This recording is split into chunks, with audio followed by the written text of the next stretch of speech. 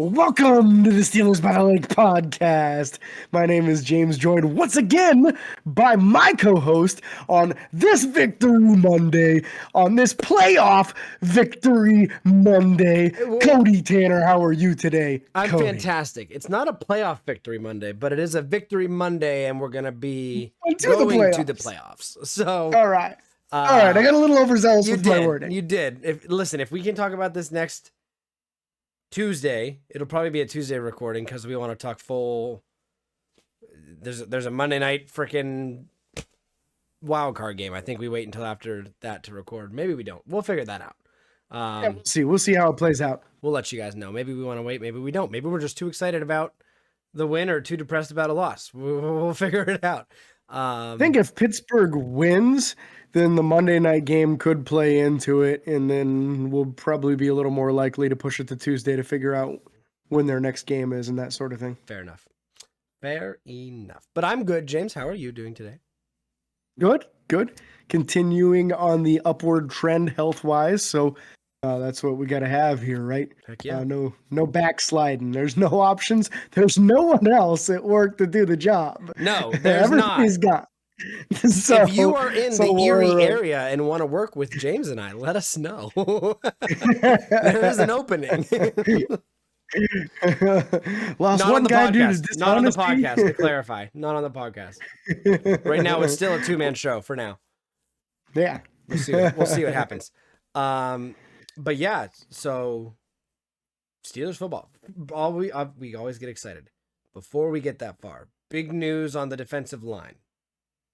Yeah, a former 6th-round draft pick in Isaiah Buggs was released previous to the game. Not moved to the COVID list, not moved to the practice squad, none of that. Straight up cut. I think it's pretty significant, honestly. He was the number 2 defensive tackle, the number 2 nose tackle, that is, as the season started and progressed. And the team honestly struggled pretty mightily stopping the run when he was the nose tackle. So you really, when they went out and they made the move to get Montravius Adams, it was not a good sign for Isaiah Buggs. And then he was just never able to get back out there. Struggled with some injuries, had COVID, and just never showed enough on the field to have Pittsburgh interested in bringing him back next year. No, right? And when you have someone like Adams come in and perform at the level that he was able to, again, I don't think Adams played phenomenally by any means, but the consistency was there and the strength was there. We talked about that earlier. We were missing strength. We had a little bit of speed, maybe not as much as you'd still like, but Adams was blowing up offensive linemen. Sure, he was making bad angles, but I'd still rather someone be able to do that and fix the angles than not be able to do either or. So. And he's super disruptive the way he gets penetration and gets onto the other side of the line of scrimmage. That's something you just weren't seeing out of Buggs. He didn't have that burst like you have with Adams. So I look forward, honestly, to Adams being the number 2 nose tackle next year behind Alu, assuming Alu comes back all the way healthy and is able to go one more season.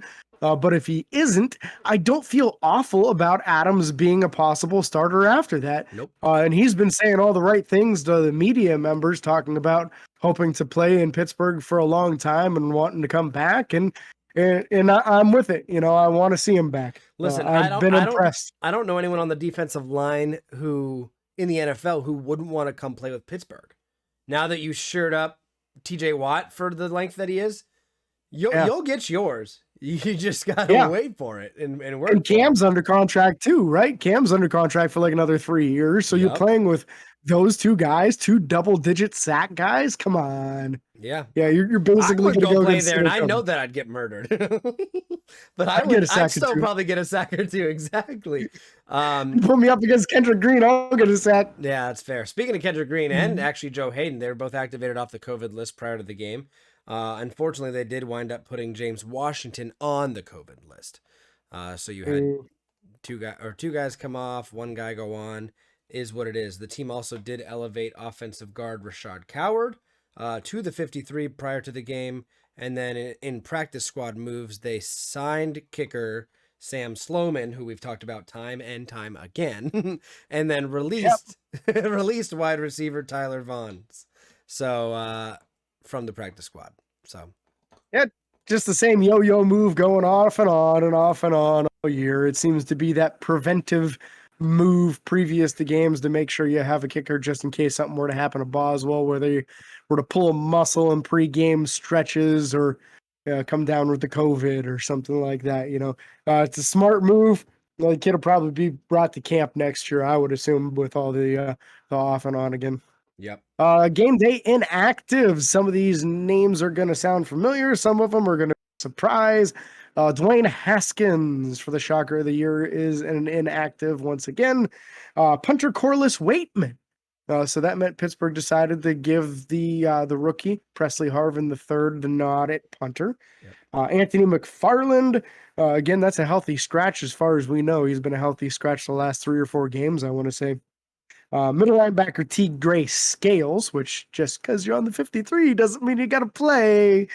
Dan Moore Jr., which was a big disappointment because of that left ankle. I think it was left ankle. It was one of his ankles he hurt in that game against the Browns. Unable to get healthy enough to play against the Ravens, which was a real bummer. And then defensive lineman Carlos Davis, the other scratch. And I think Carlos Davis was also a healthy scratch. Yeah, I think you're right. I didn't hear anything injury related or see anything injury related. So, yeah. So those were all the inactives for the game. And I do want to note that I think, so we talked about Presley Harvin and his father passing away. He also lost his grandmother. I don't know if you saw that. So he did post to Instagram. I don't remember if that was the day before game day or I think that might've been the day before. And so maybe that was what was keeping him out. Maybe he was just waiting until, everything else happened. Maybe that was something they knew was coming. But it was very, very nice to see him come in there. Or maybe, actually, it might have been yesterday morning. It might have been game day morning, if I'm not mistaken. So, again, our prayers are up this poor to him guy. and his family. Yeah, this poor kid, man. He's like, what, 22 maybe? Yeah, he's probably 22 years old. So just rough to see that happen for sure, and rough that he's going through all that in his rookie season. It's a lot to take in, but you know what? He's taking it well, and he's handling it. I don't think he's, not that we would judge him or anything if he wasn't handling it well, but he's a mature young man at this point for sure, and you can see it in his posts and the things absolutely. he says. If he didn't play in that game against the Ravens, I would have thought no less of him by any means. No, I would have been like, you know what, man? He could have sat out the rest of the year. Yeah, absolutely. And no one that's rational would have thought any less of him. Nope. So yeah, hats off to him for being able to compose himself enough to play. And he played decent. It wasn't amazing, but he wasn't a huge negative either.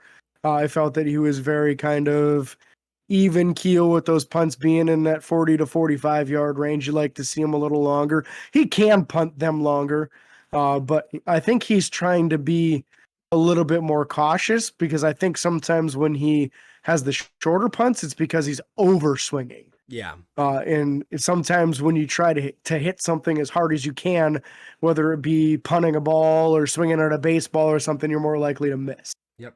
So I think he's kind of dialing it back a little bit to make sure that he makes good contact and at least has a decent punt.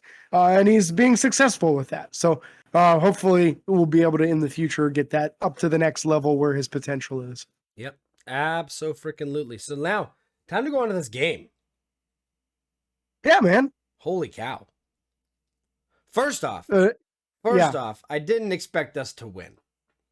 I also didn't expect us to lose, which is a weird thing to say. I just expected a typical Baltimore-Pittsburgh game, and I think we got it. Yeah. To say the least. Yeah. How many times in the past 10, 15 years, even just 18, the length of Ben's career with Pittsburgh, has it been a 3-point decision? It's probably well over half. Probably a lot of them. Yeah, you're absolutely right. I think a lot of the games, it's been very, very close in the score. Yeah, so again, we got the dub. It went to overtime. Luckily, Ben got it done. Boz for president before we go any further.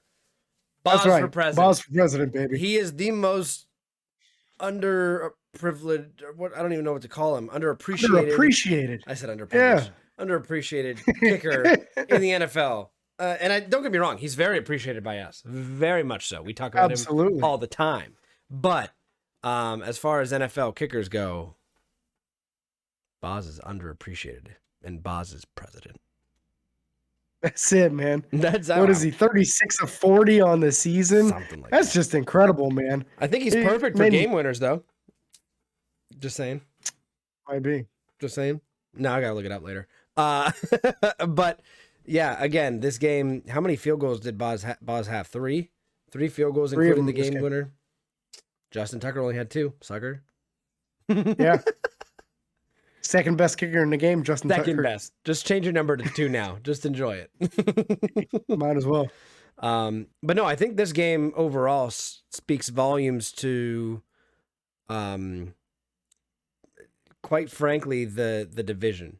The AFC North division as a whole has been wild this year, to say. I mean, the Bengals won the division. That's all you need to know. Yeah. And they were only a game up on Pittsburgh, and Pittsburgh was only a game up on the Ravens and Browns. That's how close the whole division ended up. Yep.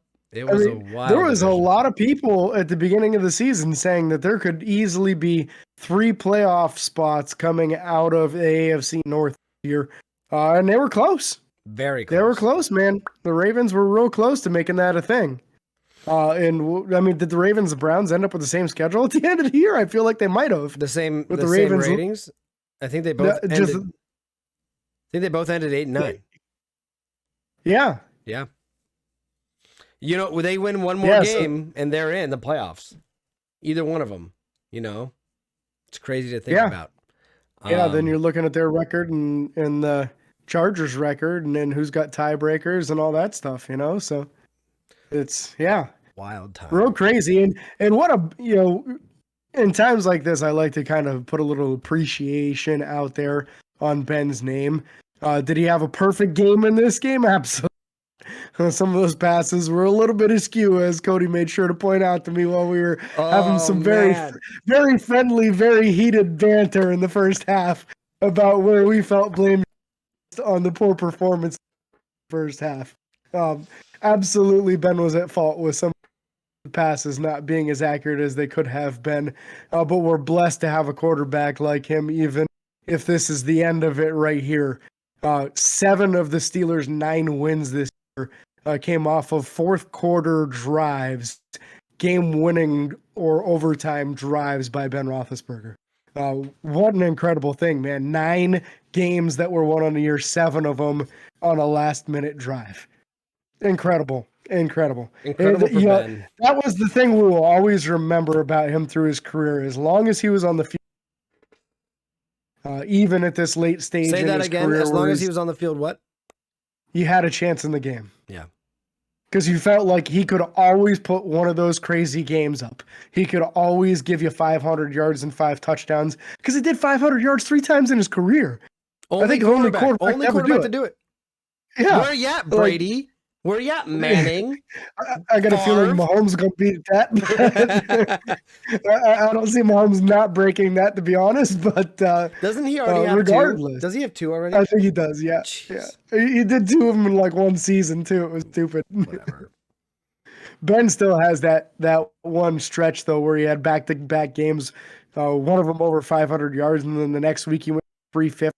And had 6 touchdowns and 0 interceptions each game. Yep. So he had 12 touchdowns and no interceptions. Bumblebee Indianapolis game. That was me, you, and Joe and Juanita. We watched that together at I think that was at Joe's house or Joe and Juanita's house. Yeah, probably. And I believe also Kendall and Jeremy were there too. And Jeremy, I'm 90% sure. If I remember that correctly. That was the first time I ever made you guys buffalo chicken bow tie pasta. Just saying. Or it was buffalo chicken dip. Went so well. I don't remember what it was. No wonder the whole day went so well. I know, right? I know. Started with the pasta. Speaking of the pasta, Ben Roethlisberger, let me tell you about this Tell guy. me about him. You always got a chance. You always got a chance. Ben, 30 for 44. That's actually a good stat line even right there. I don't like the 44 passes, but only 14 incompletions with how a lot of the first quarter went when we were talking about, or first half went when we were talking about Ben throwing better balls and receivers catching the ball when it's catchable. Mhm. 14 incomplete passes isn't bad on 44 attempts. And there was at least 4 or 5 balls that hit receivers' hands, per but uh, they would be considered drops by a statistician. Mm-hmm. And when you factor stuff like that in, that even positive manner for Ben. Yeah. So I feel like that was the big struggle at the end of the regular season here. Specifically Deontay Johnson, his hands were so reliable up until like week 13 or 14. And then all of a sudden it started coming back to him, man. The drops started coming back and it makes me nervous for the future. Do you want to know what I think happened? Good about his hands. Do you want to know what I think happened? What do you think happened? I think he got into a rhythm. He was always staying late, doing the catching drills, catching 100 balls, whatever he was doing.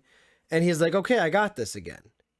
And I think he got overconfident? I don't even think he got overconfident. I think he got comfortable. Okay. I genuinely think there are certain people in this world, in life, in things, that when they're comfortable, they make mistakes because you're not actively trying to be better. Yeah. And that's something that I think happened with him. I don't think he was overconfident. I just think he thought he was good. He got comfortable. He got complacent, and he stopped working on it.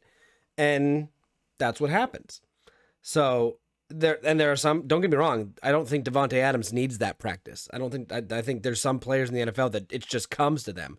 Unfortunately, Deontay's not one of them, but I think that's what happened. And I think that he can correct that again by focusing on it and consistently focusing on it throughout the year, not just when he gets good, stop. So I'll tell you one thing I would love to see him work on in this offseason. And I'm saying this because I know he listens to this show, right? Deontay, you had a hell of a year.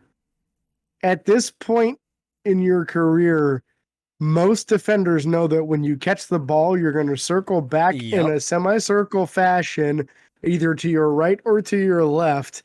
And you're going to go backwards about 4 yards and then start circling around. And no one's trying to catch you or tackle you as soon as you catch the ball because of it.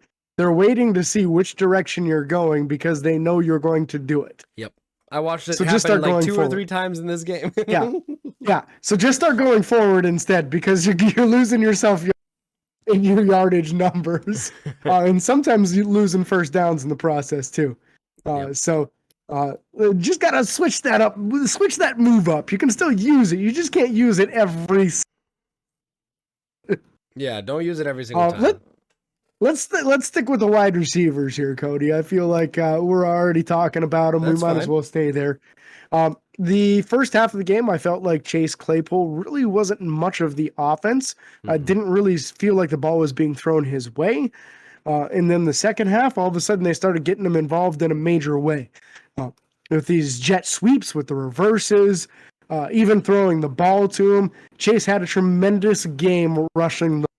And I know this is not a primary responsibility, but the man learned mistakes he made previously in this, as far as where he was going and how attacking the line of scrimmage. We talked about how he would try to break down and juke people up, and that's not really his game. His game is more make one move and keep going because he's fast, he's big, and he's strong. So use that momentum, and you're going to get a lot of yards on these plays. And he did a great job with it yesterday. I thought he showed a lot of toughness in those run plays. And then in Najee's run late in too. Yep. Najee got stuffed going up the middle, tried to bounce at the left, sees Chase Claypool. And Chase says, no, you follow me. Follow me, Najee. And he there and just started taking people on and pushing them back. And it just shows that when a wide receiver with his ability really applies himself in the run game and really goes after, man, they don't know what to do. Yeah. All they know is that this guy is a lot bigger and stronger than them, and he's coming out. Hey. He's doing what? They just want to get out of his way. Yeah. No, 100%. You know what I mean? If he applies himself like that and comes at them with that kind of demeanor while blocking on a regular basis, the DBs are going to get sick of getting run over, and they're going to be dodging him. Yeah. And it's going to make it even easier for Najee when he bounces out to Claypool's side. Yeah, I can't agree more. Chase Claypool did a phenomenal job. I mean, for example, he led the team in rushing yards, which is wild. On 3 carries, he had 33 yards. Najee Harris, we'll get into that later, but Najee did have the one good run behind Chase Claypool. But again, Chase Claypool, 5 receptions for 37 yards, 1 touchdown though. That's what matters there a little bit for sure. Chase got involved, but it got involved late. I don't mind. I asked Pittsburgh to get a touchdown in every quarter of this game. You know what? They didn't, but they won, and I don't care.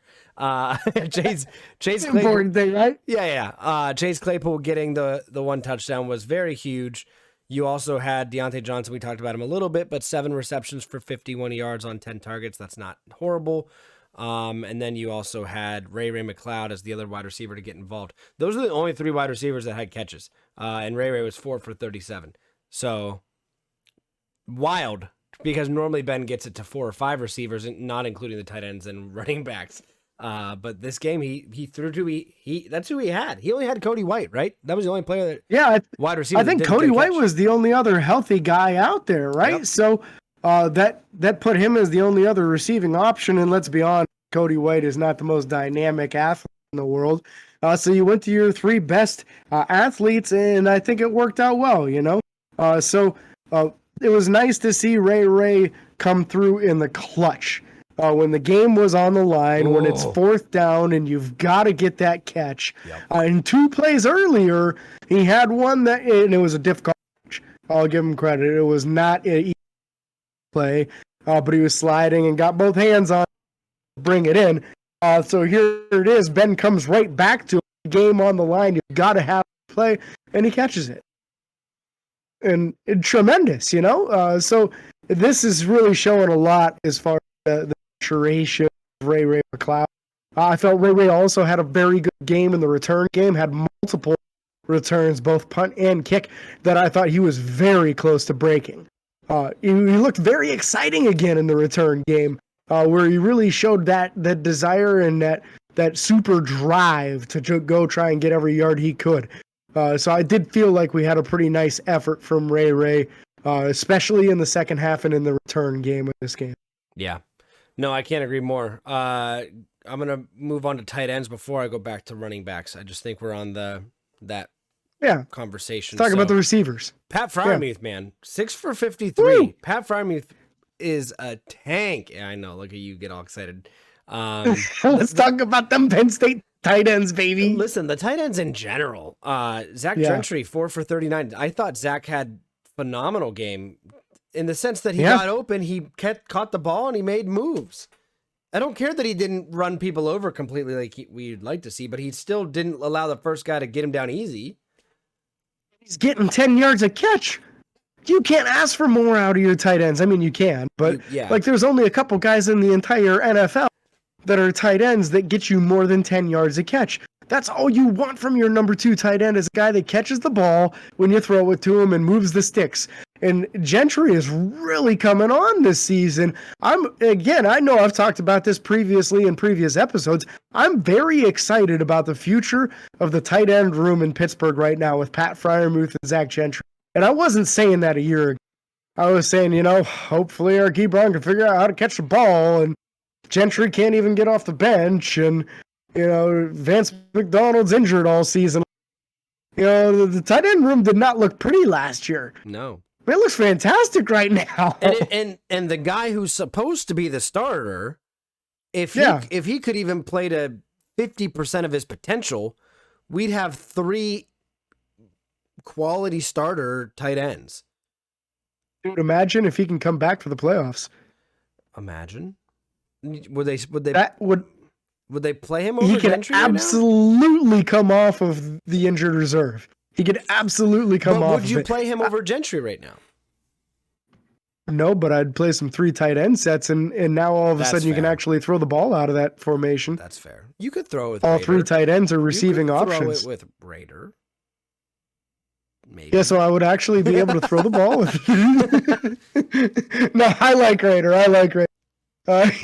He's tough, man. He's tough. He's good on special teams. He's good catching the ball, and he's a good blocker too. He's a better blocker than Ebron is. But realistically, Ebron is a plus athlete. So if you can get a guy like that on the field, that's going to change some matchups and really help open up the defense in upcoming games. So that's kind of a wild card that people aren't talking about, is that there could be a possibility of guys like him coming back in the playoffs. And Kevin Dotson, too. It's a game changer.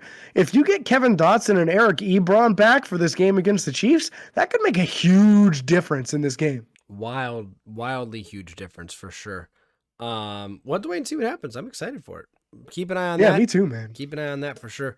Running backs, Najee Harris, staying in the receiving aspect for just a minute. Only player to catch all of his targets. 4 for 4. Just saying. And how about that one-handed one, man? Wow. Yeah. Najee that thing was ridiculous. I don't know how he caught that. And it was behind him. It was up over his head. Elbow too? Yeah, I think it was. Yeah. Najee's an animal. He is. Ultra talented human being. Very much so. Obviously rushing, only 28 yards on 11 carries. Not his best game. But to be quite honest, their defensive front seven pretty much manhandled our rushing offense majority of the game. This is some stout dudes, man. When you look at Calais Campbell, nobody really can block Calais Campbell. And Brandon Williams is one of the bigger, more stout nose tackles in the entire NFL. And Justin Matabweek is a defensive tackle that we talked a lot about in the pre-draft process as a guy that we would have loved to have seen Pittsburgh target because of his high-end athleticism and strength. Yep. So this was just a defensive front that was going to be an issue for the Pittsburgh Steelers interior offensive line in the current condition that they were in that game. When you were talking about a fifth-string left guard that hadn't really even played guard before this season and not before a few weeks ago, and your backup center and a right guard playing on one leg, and yeah, it had the potential to be bad, and that's what it was. It wasn't good. We at least did see a couple of productive runs in the play early in the game. Benny Snell had a couple productive runs, 7 yards, 9 yards late in the game with the game on the line. 18-yarder. There were some good positive runs, but there was a lot of 0 and 1 yard runs too. And that was the frustrating part to watch because it's difficult to sustain drives when you keep getting to 3rd and 7 and 3rd and 8 because you have to be completing the ball past that to have a good chance of converting, and it's more difficult. You run out of plays that the receivers run that far down the field. Yep, for sure.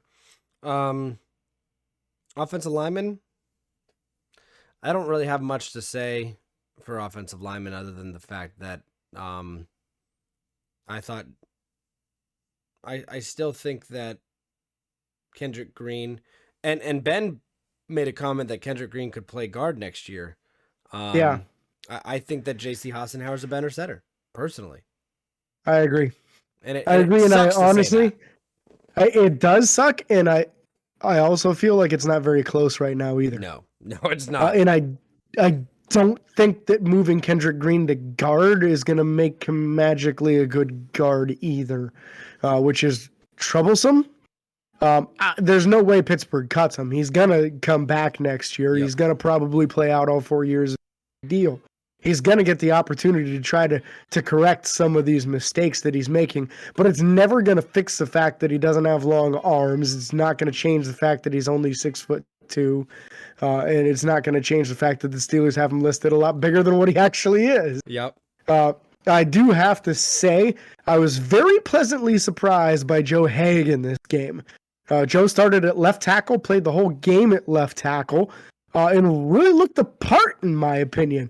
I didn't see Joe Haeg getting his butt kicked at all in this game. One time he got called for a face mask penalty, which I've never even heard of an offensive lineman being before. But his hand was in the general area. Possibly see it on a instant replay, so that ref must have had the perfect angle to call that one.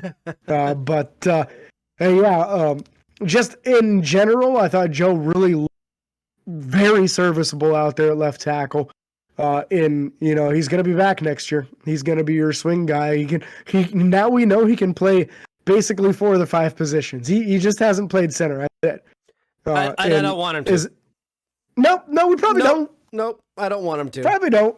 That's what he can play any other 4 if he wants to. I want him to stay right where he's at and perform any of those other 4 spots. But Yeah, but very serviceable in the job that he did, I thought. very much so. And I think that the rest of the guys, nobody looked horrible in my opinion. I do think that why can't I think of his name right now? Oh my gosh. Okorafor could have played better. I think he was the weakest link on the line for that game, personally. But he also, he had a tough challenge that game. Yeah, he probably had the toughest challenge other than the interior guys trying to go up against Campbell and Williams. Yeah. But I would say too, just you ran out of healthy bodies. It's late in the year, and there weren't enough healthy guys to go. There were multiple times after a play was over, I saw Trey Turner limping around out there. Yeah. But they knew that the alternate was bringing in Rashad Coward, which is not good. The guy can't pass block to save his life, and that would have put Ben getting hit and hit hard. And by a team that has absolutely no problem doing so before, during, or after the whistle. Yeah. So you got to make sure that you protect your guy. And unfortunately, in that situation, an injured Trey Turner was a better option than any of the backups that were left. So that's kind of what you had no choice but to do. Yeah, unfortunate. Defensive line. Let's talk about. You want to talk about Cam Hayward first? Cam Hayward led the team in tackles, if I remember correctly, with only 6. Did he really? That's impressive. I'm pretty sure, but it was only 6. I don't think anyone else had more than that. And if they did, it was combined with assists and solos. Though his were all 6 solo tackles. Obviously, had the 1 sack. And then 2 tackles for loss as well. So I know it should have been 2 sacks. I know. 2, man. That was a crap call. There were a couple of crap calls. It was a beautiful sack, but actually it should have been a half. It should have been a half for him, half for TJ, because he hit him high while TJ was hitting him low. Yep. But I don't know, man. Shoulder pads to helmet apparently is helmet to helmet, or it's illegal to the quarterback or whatever, So yeah. It's didn't hard. like the call.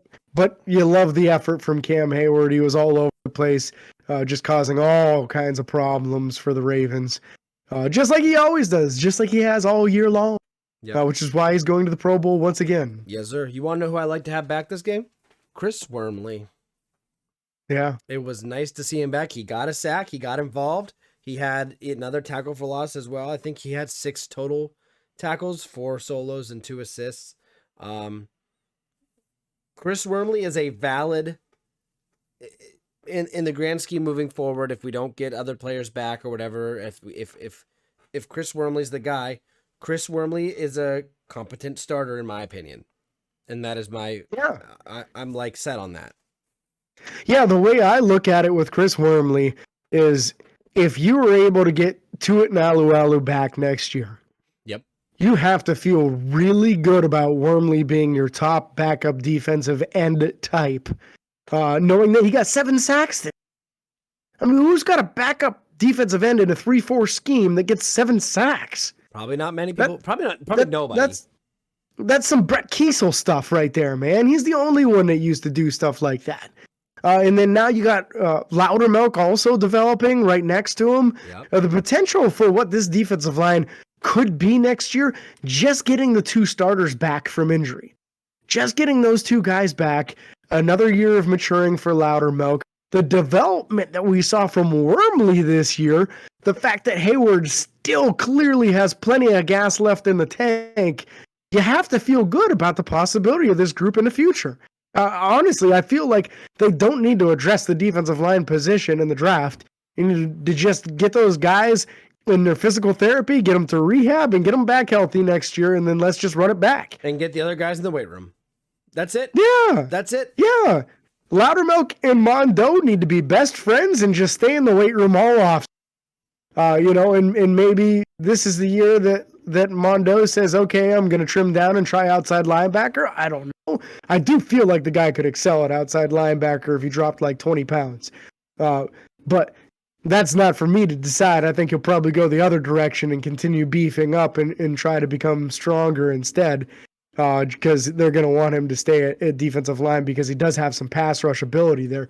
But I just think that there's some serious potential with this defensive line group, and you're starting to see even this linebacker start to come together a little bit. I felt good about the performance Robert Spillane put in, getting a lot of hits at the line of scrimmage, looking good against the run. Again, his pass coverage is not going to be his specialty. But even Devin Bush, I thought, made some better plays and better moves in this game versus what some of the previous games. Yeah, and Joe Schobert, I'm still out. Joe Schobert, I'm out. I think we get more. I don't even care if his specialty is pass blocking or not pass blocking, but like pass defending. I don't care. Robert Spillane, he's not as good at it as Devin Bush is. No, and Robert Spillane is way more of a heavy hitter, and I think has a better football IQ, better awareness of where the play's going, what angles he needs to take to get there, and I think he has a higher motor on the back end. I think absolutely his drive is higher than Joe Schobert. Joe Schobert was a fun trial. You know what?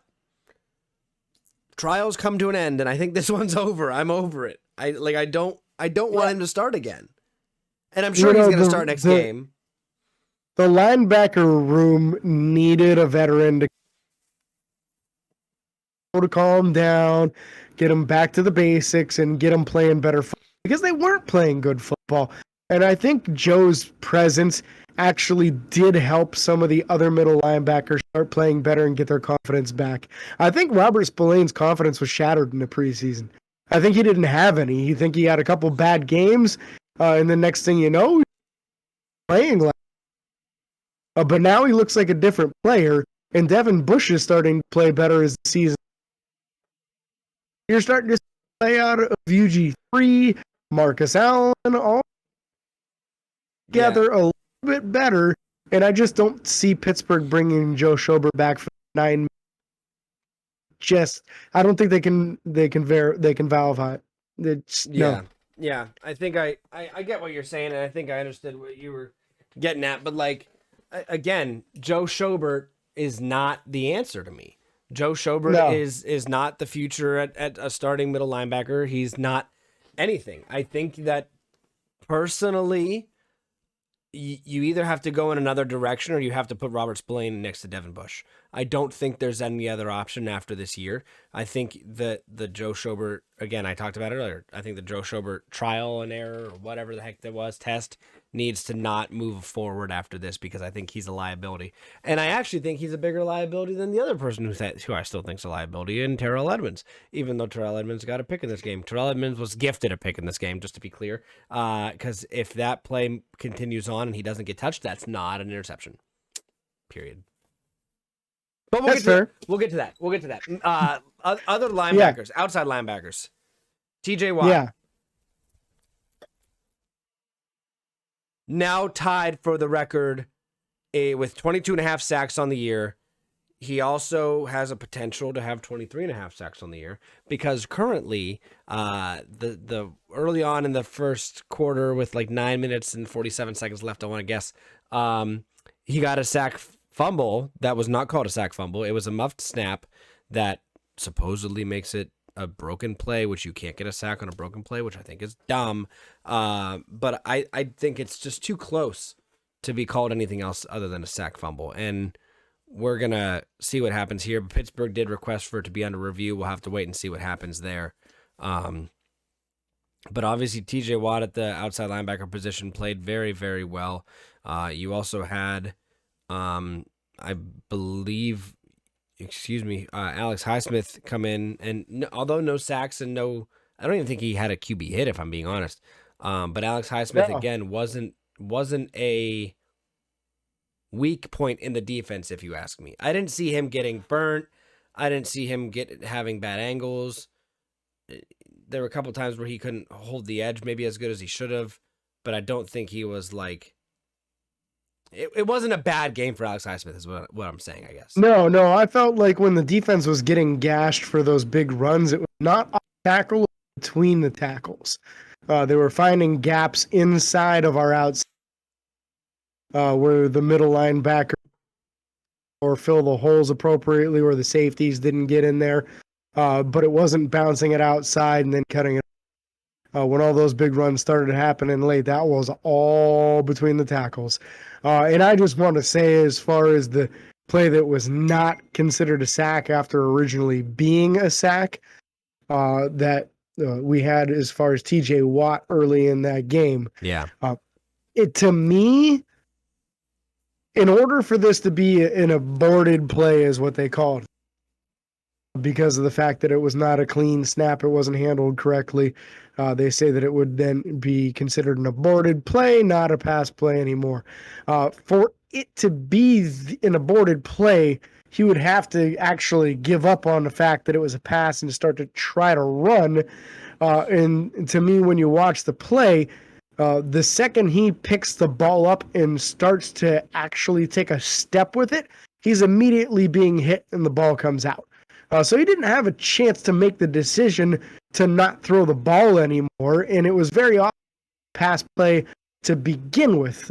So to me, this is a sack, and it is very clearly a sack because there's no way he could have made enough point to be able to determine that he was no longer considering throwing the ball.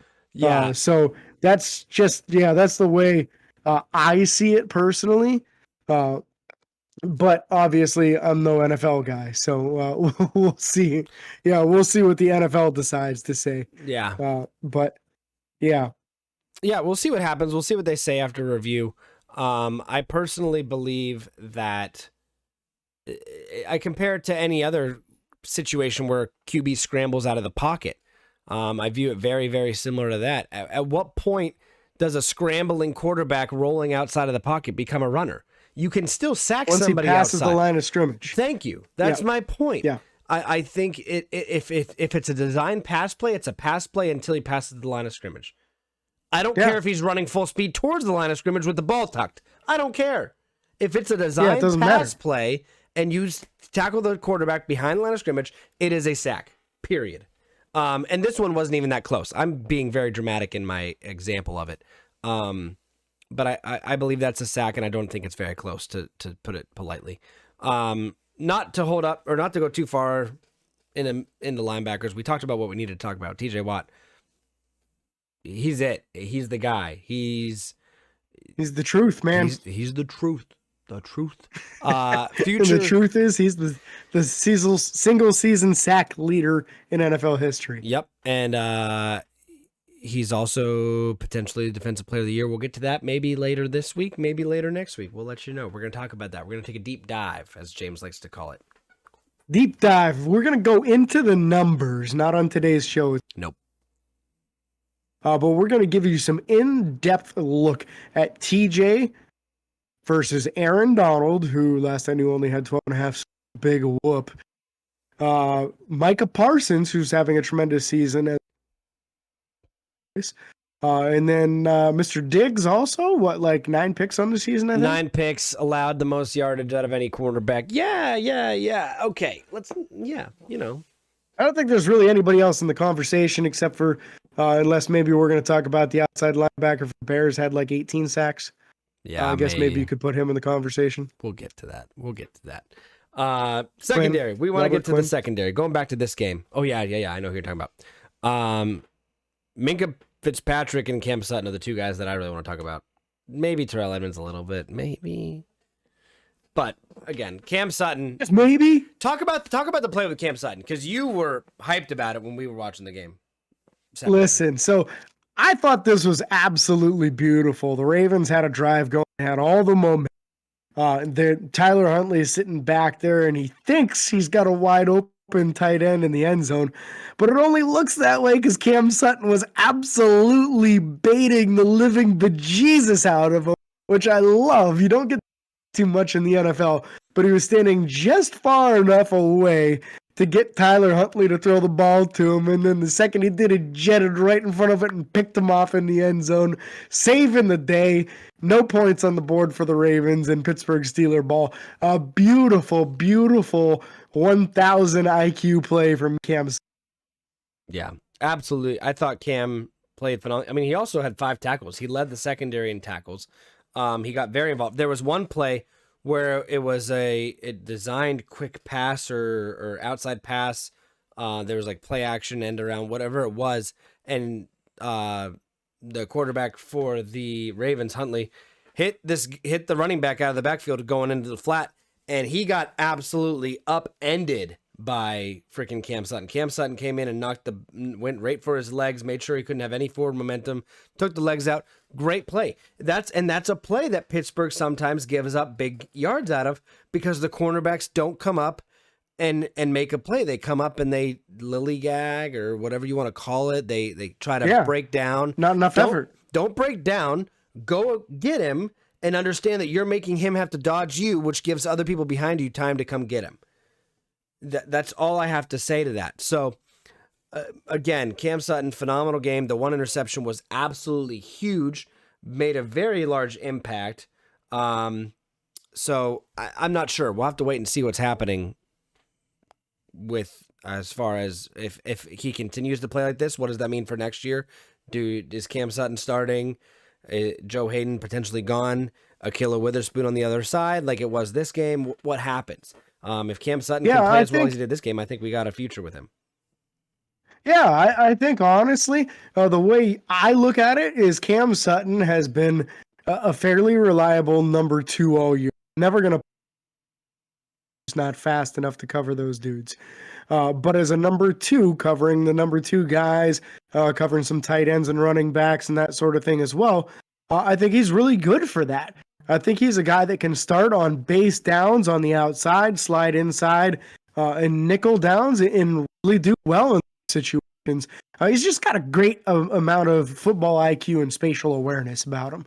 And when you allow him to be situated like he was in that goal line play, it really accentuates his attributes in a manner that it makes him play his best ball. And I've seen enough from Akilla Witherspoon to want him back. So I'm personally thinking that if Pittsburgh's smart, they let Joe Hayden go on his way. Unfortunately, Joe's had but I'm not surprised to see 0 interceptions next to his name this year. The athleticism, it's just dropped off just enough that he's going to be a step or 2 late every play. That's just the way it's going to work at this point in his career. So the only reason to bring Joe Hayden back, in my opinion, is if you're going to transition safety. So if you were going to do that, then you would let Terrell Edmonds go. But I think you can re-sign Terrell Edmonds for a lot cheaper than you can Joe Hayden as a safety. Yeah. And with Terrell Edmonds having 3 picks on the season now, he's starting to get a decent number of pass breakups. You're seeing more than you normally get out of your second best safety. Just saying, we've had a lot of number 2 safeties that get you 1 pick a year at best. And if one of my 2 starting safeties, the lesser of the 2, can get me 3, I'm not saying I pay him $10 million a year. I'm probably give him $5 million a year and call him a good enough starter until you can address that position appropriately high enough in the draft. Give him like a 2 or 3 year deal, and then you're back in a situation where you've addressed the quarterback, you've addressed middle linebacker, and some of these other more positions, and then you can come back and get another safety. Yeah, that's I'm assuming the first one you said was offensive line, just to be clear. Yeah, the offensive line or quarterback take your pick. Okay. Yeah. I agree with that to a degree. I think Terrell Edmonds is better than a lot of players you could have in there right now. However, I do think that it wouldn't take. I don't think personally that it would take a lot to upgrade from that. But again, there are other positions of higher need, higher importance that need to be addressed and need to be upgraded. I get that absolutely 100% completely. So again, I do understand. I'm with you on that. I do feel like I would personally prefer an upgrade over Terrell Edmonds. But I think in order to do so, you probably have to address it in the first or second round. I think if you take a safety in the 3rd round, you're not necessarily going to get somebody better than what the level is that he is, which is basically just a guy that's good enough as a starter, but not necessarily ever going to be a Pro Bowl. And that's where it's difficult to me, because right now with the holes in the Steelers team, you probably need to reserve the first 2 rounds for other positions for at least the next 2 seasons. So that's the only reason I think they should try to probably retain him for 2 to 3 years on a deal that's no more than $5 or $6 million a year, just so that they can appropriately address it at the correct time. Because after that, then you should have your offensive line rebuilt. Hopefully you've got your quarterback of the future, and then you can go ahead and take a safety in the first round and go get another playmaker like Minka. I guess that's fair. I guess I also personally think that this could even be a position that you address in potentially free agency. There's some free Yeah. agents that are going to be available. Quandre Diggs is going to be available from Seattle. Kareem Jackson from Denver. Even a guy on the lower end. You have Sorensen from Kansas City. I think there's guys that wouldn't break the bank, but be an upgrade from Terrell Edmonds. Yeah, I wouldn't want Sorensen. He's worse than Edmonds. He's close. It's close. It's yeah. close. Okay, no, he's probably worse, but that's fine. Like I said, back end Sorensen, whatever. Yeah. But again, so the secondary played very well. I want to address Minka real fast, just for a brief moment. Let's do it. I don't have anything else to say about the secondary other than this. Minka Fitzpatrick, late in the game, doesn't get enough credit, and James can go on a tangent with this in a minute about the year, but Minka Fitzpatrick had a phenomenal pass breakup, whatever you want to call it. Punching the ball out perfectly. The ball was thrown phenomenally on the sideline. First off, let's start with that. Baltimore made a great play call, great throw, almost a great catch, feet in bounds, just catching it, and Minka punched it perfectly out of the player's hands, out of bounds. You couldn't call it a catch. He punched it out. It wasn't completed. Phenomenal play by Minka. Absolutely phenomenal. Could have potentially saved the game for all we know. We don't know what would have happened after that. So I was just very impressed and very proud of Minka in that moment to know the situation, understand, and the precision was so good to punch that ball out. Yeah, and I feel like there's been a lot of plays like that this year with Minka that don't go in the correct stat line for people to truly appreciate what he's done this year. I feel like he's had a lot better season than people are talking about because they just look at it and say, oh, 2 interceptions, whatever. You got more Terrell Edmonds than him. He's clearly having a bad year. Like, no, he does so much more than that. And that was a point in case. Just with it being late in the game, the down and distance, it's easily a first down if the guy catches the ball. You don't have to intercept it. You don't have to make a knockout hit. What you do have to do is break up that pass, and he did it perfectly. Yep. And there's been so many instances like that this season where a week or two later you're going to forget about it because it's not the pick six and it's not the crazy forced fumble. But that pass breakup is just as important, if not more sometimes. Yeah, I agree with you for sure. I think it's something that I agree with you. If it's not an interception, it goes unnoticed. I can even say that I don't always pay attention to plays like that. If they don't end in interceptions or turnovers or forced fumbles or whatever it is. But what it comes down to me is Minka's making plays and preventing plays from happening. Yeah. So huge shout out to him. Special teams wise, Boz for president. We've said it time and time again. Boz for president, baby. 3 for 3 for field goals. 40 was his long, 1 for 1 extra points. Boz literally won the game for us. I don't care what you say. Yes, Ben led the game-winning drive, but Boz won the game.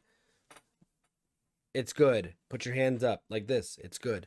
Presley Harvin, 8 punts, 37.3 average. Not ideal, but again, his long being 49, that's a good distance. That's kind of what you like to see, depending on where he's at, because 49 could be pinning someone inside the 20, depending on where they were. So that doesn't always give it justice. But he had 3 inside the 20, so that's phenomenal. Great work on his part. And then you obviously have the kickoff and punt return. You talked about Ray a little bit. 3 returns for 22-yard average on kickoffs, and then punt return 2 for 14.5. So I don't know. It was what it was. Long snapper did well because it matters. Boy, Christian Kuntz. So yeah, that's 46 never looked so good. Stop. Maybe listen. Someone with the name Bettis. That was 36. I know. I'm just messing with you. But again, we can't thank you guys enough. That's gonna wrap up today's episode. Just kidding. Only a little bit of injury stuff. To talk about.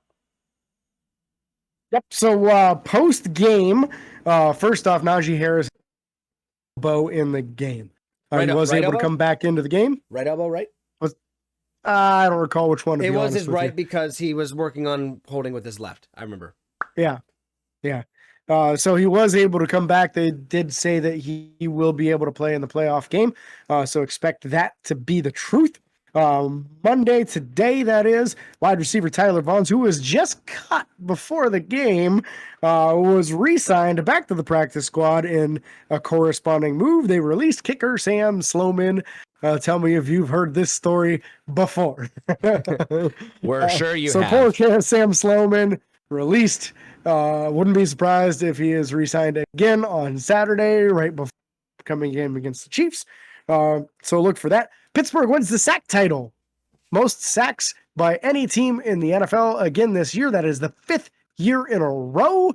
55 sacks in total this year. The next closest team, Minnesota Vikings, with 51. And it could potentially be 56 if they overturn this thing and give TJ Watt the sack title. So look forward to that potentially coming later this week, maybe Wednesday, maybe Thursday. They'll probably have a decision made by then if they're even reviewing it. More importantly, later on this week, we will be bringing you yet another episode looking ahead at the Steelers-Chiefs game and what Pittsburgh can do to have a better result than what they did last week. Hopefully, we're going to see some guys come back from injury as well, so keep a close eye on that. We're really hoping to see Kevin Dotson come back, and you never know, maybe some of too. You never know when maybe Stephon Tuitt will surprise everybody, or Eric Ebron, or maybe even Juju. Maybe Juju's ready. Nope, not Juju. Probably not, but I'm always going to hope for it. That's fair enough. So, and I'm going to make a post here probably later tonight or tomorrow on our Instagram that will be posted to also our Facebook, just kind of sharing with you guys, just talking about the Chiefs game. We want you guys to send in or comment your 3 keys to success, and just maybe we'll talk about yours on the podcast on Friday or Saturday. No, it'll be Friday, whenever we decide to record. So, again, make sure to tell us your 3 keys to success against the Kansas City Chiefs, and we look forward to sharing those with you guys on the next podcast. Again, thank you guys so much for listening. Be sure to like and follow on Facebook, Twitter, Instagram, TikTok, and YouTube. Subscribe and hit the bell. Until next time, this is your hosts, James and Cody, signing off. Peace.